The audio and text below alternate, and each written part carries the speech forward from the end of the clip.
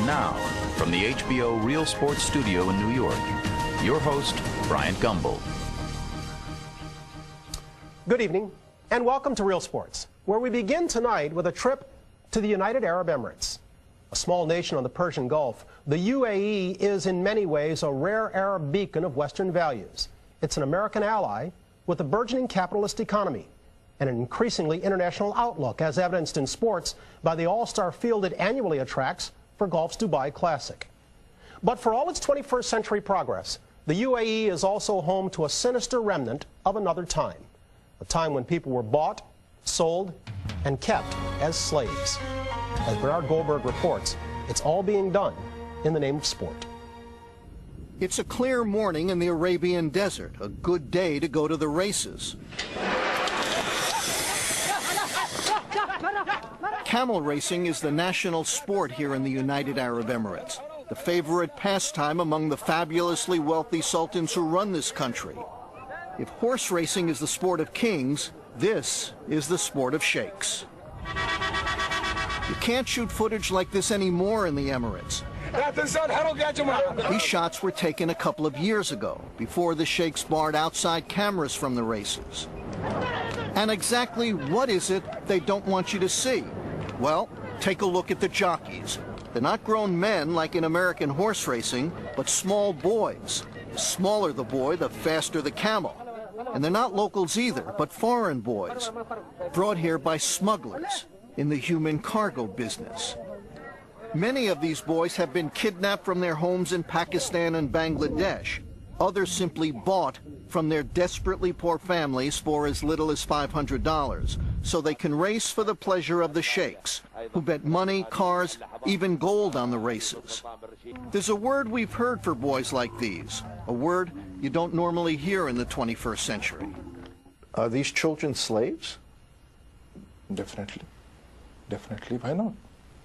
They are getting nothing. And these are the ages to get some education. These are the ages to get some good food, some good health. And they are getting nothing. Ansar Bernie is a human rights advocate from Pakistan who has made dozens of secret visits to the desert stables where the jockeys are kept. He's seen how the boys live and work, which is why, so far, he snuck over 100 of them out of the camps and out of the country. What do they tell you? The atrocities. They will say, please take us away from here. Take me with you. Take wherever you would like. Take me from here. This is a story about child slavery that the sheikhs who rule this land say does not exist. The United Arab Emirates, or UAE, is a small oil-rich kingdom overlooking the Persian Gulf. And on paper, they don't have child camel jockeys here anymore.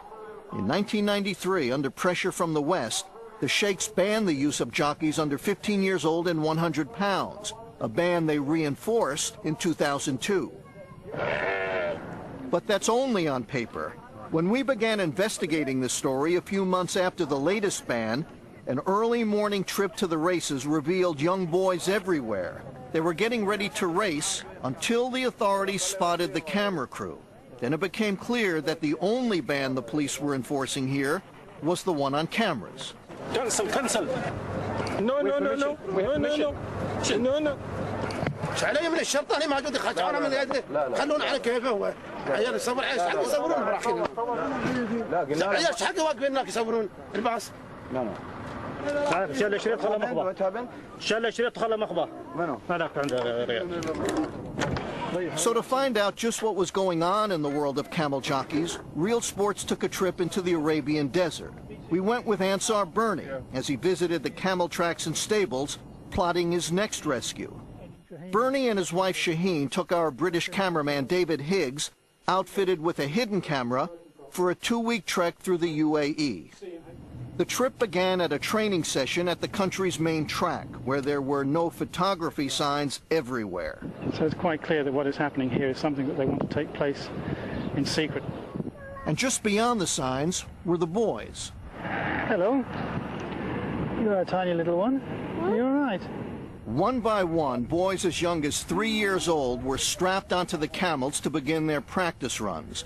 They were training in 110-degree heat, riding into the finish area, then running into trucks to go back to the starting line all over again. Every jockey we met was very young and a world away from home. Bangladesh.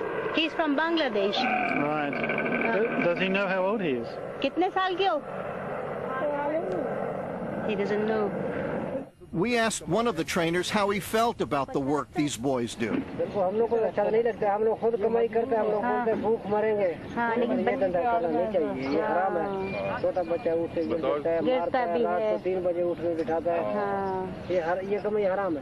But for these boys, the only thing tougher than a day at the track is a day at home. Just down the road from the palaces of the sheikhs are the desert camps where the boys are kept. These camps are quite a bit more like a prison camp than a place for children. The camps often have no furniture and no electricity, but they do have plenty of barbed wire, just in case the boys get any ideas. And behind the locked gates, you can see them doing every kind of dirty work. So he's clearing up the camel dung.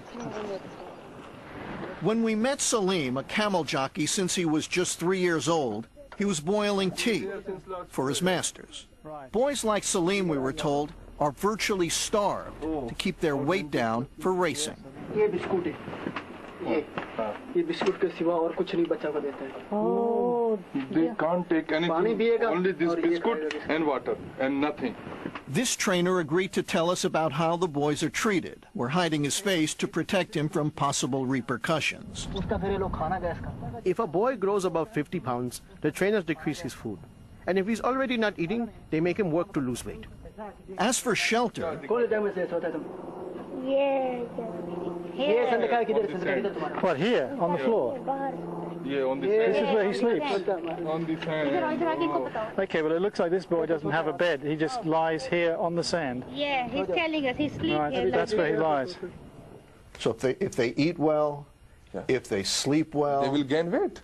and that's the worst thing that could happen. They can't gain weight. as bad as it is for some boys, it's even worse for others. Saddam told us his father back in Bangladesh had sold him to the camel camps, not for money to feed the family, but for liquor. Now he's got new problems. Can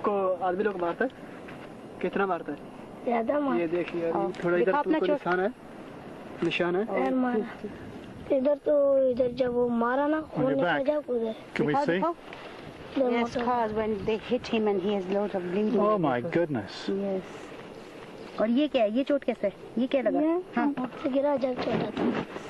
This one is Yeah. he pick him off the ground and throw him on the ground. It's how they keep the boys in line, the trainer told us, and he showed us just how brutal that training can be.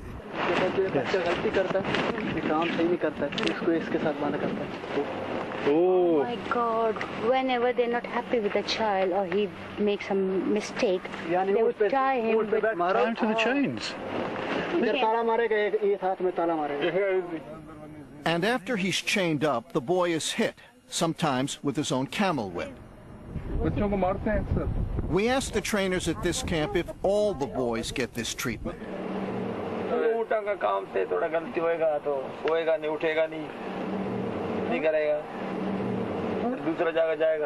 Moments later, one of the boys showed up, and we asked him if he'd rather go home to his family.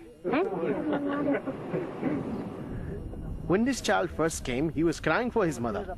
So the owner said to the trainer, tie him up with rope. He would hit him and say, stop crying. There's no other option for you.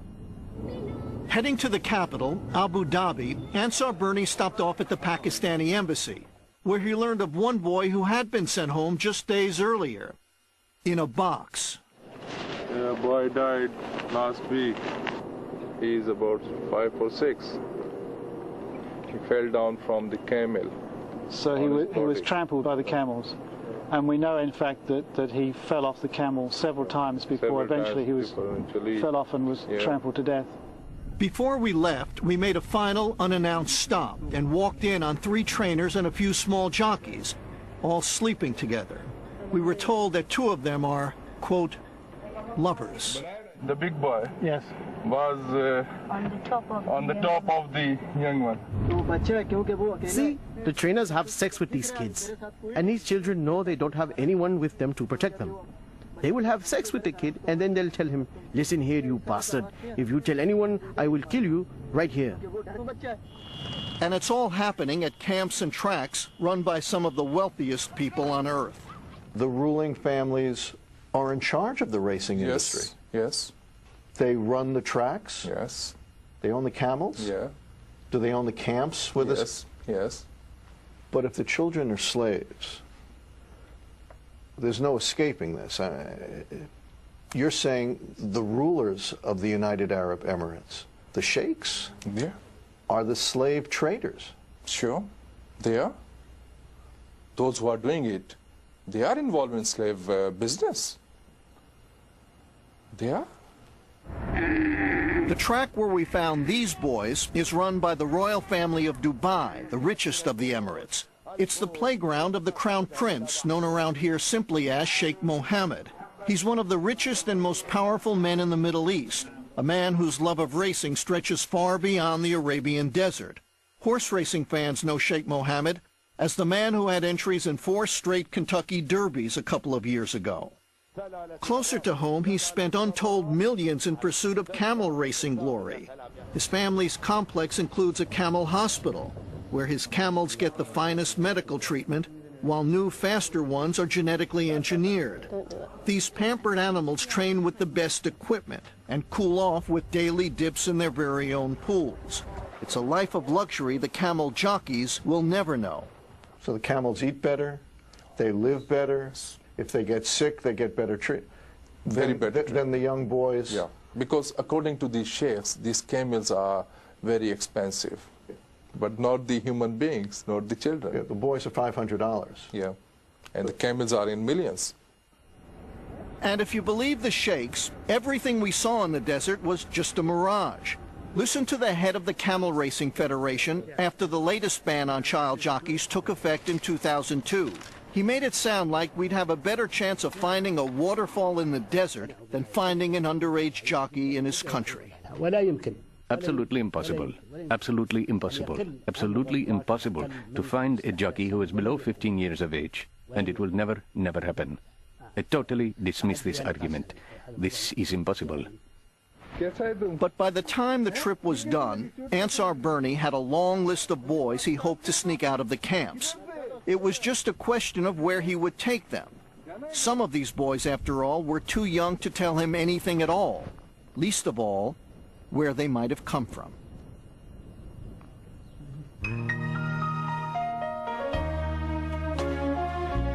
Bernie, UAE officials wouldn't speak with you, but I understand they sent you a letter?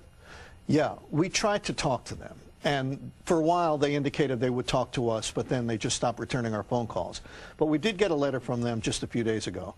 And the letter basically says, we're against this kind of thing. It's against the law in our country. And do you remember the scene in Casablanca where the policeman says, gambling? I'm shocked. Well, this is basically the Casablanca defense, that they're shocked that this is happening in their country, and they are adamantly, they say, against it. That age ban of 2002, was it ever really in effect, or was it always just a guise? It was always on paper.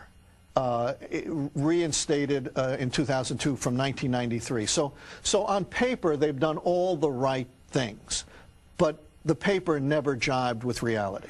Those who are engaged in this, are they immune to international pressure? Well, you know, the United States can put sanctions on countries that do things like this, but what kind of sanctions, in reality, are you going to impose on a nation like the United Arab Emirates, where the streets might as well be paved with gold? Yeah, it's like giving financial incentive to Bill Gates. Yeah.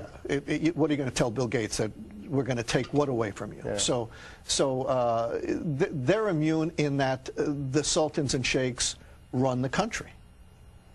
Makes it easy. As Bernie noted, exposing the plight of these camel jockeys is only part of Ansar Bernie's mission. Putting an end to the practice and saving those involved are also his priorities. We focus on those ends in the second part of our story from the UAE.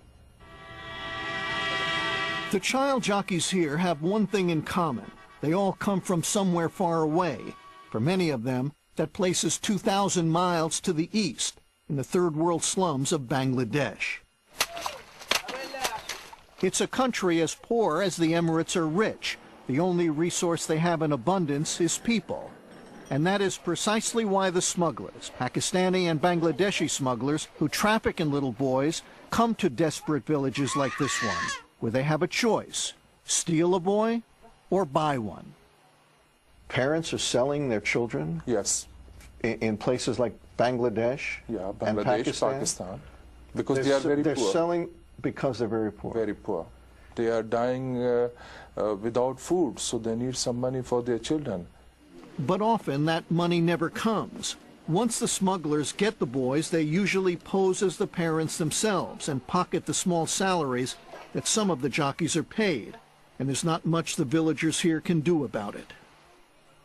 I want to go over there and get my sons back, but I don't know where they are. I just know that they raised the camels. Her name is Layla, and this is her fourth son, the only one she still has. Layla lost her first 3 boys after smugglers took the family to Dubai on the promise of work.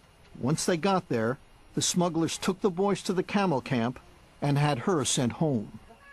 I will not give this son over to camel jockey work. I gave my first sons, but now I know that they are in trouble. I want to bring back the other sons from that work, bring them back in my own house. But the odds are not in her favor.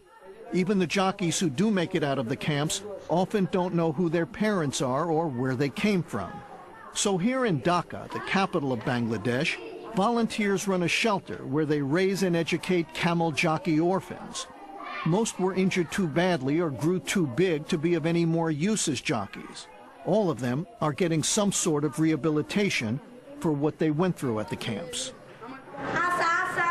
These boys are rehearsing a play about their former lives.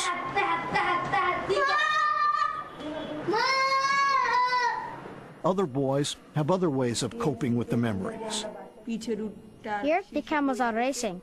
One kid falls from the back and the camera steps on the child. The child is yelling, "Save me."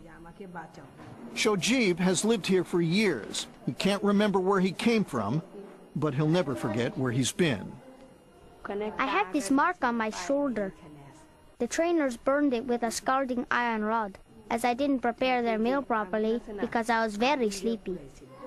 Places like this one are rare. Countries like Bangladesh and Pakistan are too poor and often too corrupt to come to the camel jockey's defense. That burden is left to richer, more powerful countries like the United States. The U.S. State Department, which monitors human trafficking, used to pressure the Emirates over the camel jockey issue. But that changed after the UAE restated its ban against child jockeys in 2002. Many countries are improving their anti-trafficking efforts. The United Arab Emirates is the first government to ban the use of underage, underweight jockeys in the camel racing industry.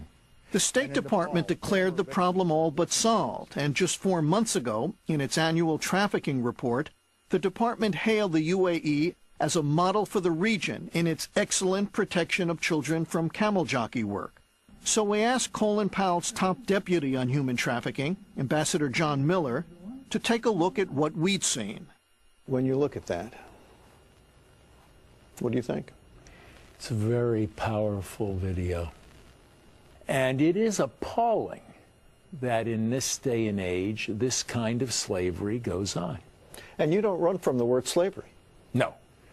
If somebody is held against their will and they're put in these inhuman conditions, yes, we're talking about slavery, the slave trade. If that's the case, how does this department, how does the State Department issue a report that says that the UAE, United Arab Emirates, is a model for the region and they're doing excellent work in this area? That is completely, with all due respect, totally untrue. Listen, we don't apologize for having incomplete information. When we get new information, we use that information. This kind of visual evidence is the kind of evidence that we can follow up on. What about this? What is your answer to this? What is going on? Is this true? Isn't it true? If it's true, what are you doing about it? Impressive report. But the State Department's decision to back off the UAE a couple of years ago came around the time the administration was courting friends in the Gulf to help in the war with Iraq. That included heavy lobbying of UAE leaders, especially the man in charge of their military, Defense Minister Sheikh Mohammed, the very same Sheikh Mohammed who spends millions racing camels. Today, the UAE is a key staging ground for American forces in the Persian Gulf. And the fact that this is our staunchest military ally at a time when we need a military ally in the Persian Gulf, that has nothing to do with a report that says that they're doing so well, in I'll this tell area? you, what has to do with the report is when you have 5 or 6 people covering the whole world. That has something to do with the report. But I will tell you this, when we get information from what I know of the President and the Secretary of State's feelings about the slavery issue, the fact that a government is a friend or an ally is not going to keep this government from speaking out, and it isn't going to keep me from speaking out. But Ansar Bernie decided not to wait for diplomacy. In August, 2 months after he'd taken us through the desert, he returned to the camps, hoping to sneak out as many boys as possible and take them back to their home countries. Whenever I saw any child in trouble, I saw my own child over there. And when you will feel that this is your child, you will sell your blood and you will try to help the boy. Is your life in danger? Sure it is. Sure it is. There are so many attacks on my home, at my office, at my vehicle. I received several telephone calls that you will be in problem, just stop it, and if you will try to rescue another children, you will be in trouble, and like this. So, it's a risk on your life, but to save the children, you can take any risk. On his return to the Emirates, Bernie looked for some of the boys he'd already met, and he found this one in an Abu Dhabi hospital. His name is Shaquille, and he'd had his stomach split open after he fell off of a camel. Shaquille wasn't ready to leave the hospital, but working around the clock, Bernie and a few supporters found nearly 24 other boys. They were driven out of the camps and shuttled into different getaway cars. We rescued this boy, and we are just transferring to another car. Yes. बस अब जो भी रास्ता मिले ना, रुकना कहीं नहीं है, बस ये अबू धाबी से फौरी हमने बाहर निकलना है बस. Bernie's team rounded up 23 boys in all Pakistanis, and took them to a safe house near Dubai. Inside, while volunteers prepared exit visas, the boys played, like little boys do, for the first time in years. For one of them, 7-year-old Nadim, who still bore the bruises of abuse, the rescue came not a moment too soon.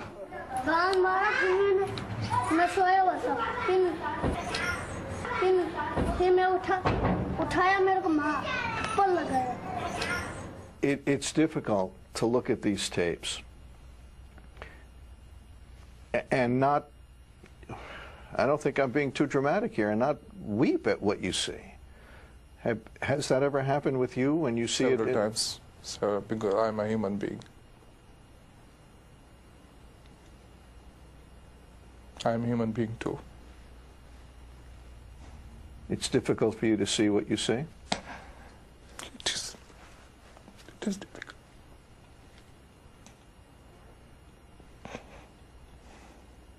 Sorry.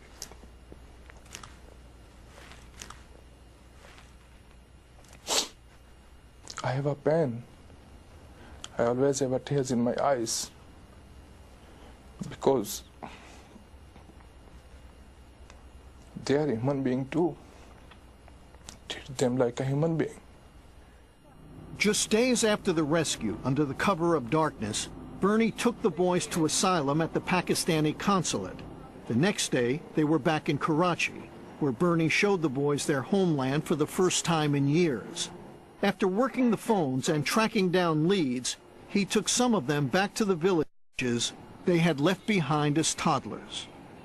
I don't want to save few children. I don't want to save dozens of children. I want to save all the children who are working on slave as child camel jockeys in a miserable, miserable condition. So I am asking the world to help me. Help me to stop it. Help us to stop it.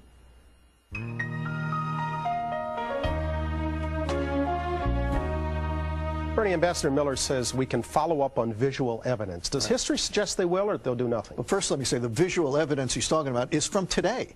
This is current footage. There's no current stock footage. stuff. It was shot just a few months ago. It's current stuff. I got the impression that Ambassador Miller is a real straight shooter. He seemed like an eminently decent guy. He's already spoken to the ambassador in Washington from the Emirates, and I think that the State Department is serious about this. You correctly focused on officials in the UAE, but what about officials in places like Bangladesh and Pakistan? Are they complicit? Are they apathetic? Are they ignorant? Yeah, that's a very, very important question. They send a lot of their adult workers to the UAE to work, and then they make money and send money home. For a desperately poor country like Bangladesh, if they make an issue of this, what happens if the UAE, and I'm saying what if the UAE says, don't send any of your workers here? So they don't do nearly as much as they might have if they were a wealthier country. Final note, Answer Bernie is asking the world to stop it. How? What might work? You know what usually works? Money usually works. The UAE is trying to become